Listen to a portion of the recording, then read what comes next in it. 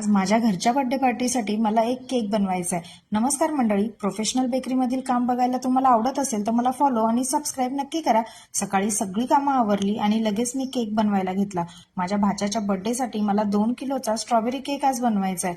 आज मी सुट्टी घेतली होती तरीही सकाळच्या वेळेत एक ऑर्डर तयार करून दिली.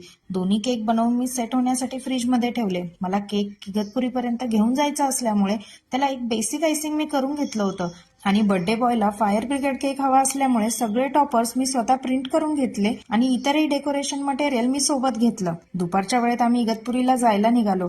घरी पोहोचलो तर बर्थडे बॉय आमच्यासाठी खाली येऊन वाट बघत होता आणि आता वेळ झाली होती मावशीच्या ड्युटीची. घरी पोहोचले आणि कामाला लागले. सगळे पाहुणे आल्यानंतर मी केक डेकोरेट करून घेतला. केक कट झाला त्यानंतर सगळी पाहुणे जेवण करून निघून गेली आणि मग घरातील सगळी माणसं एकत्र जेवायला बसली. ही अशी आमची छोटूशी घरगुती बर्थडे पार्टी झाली.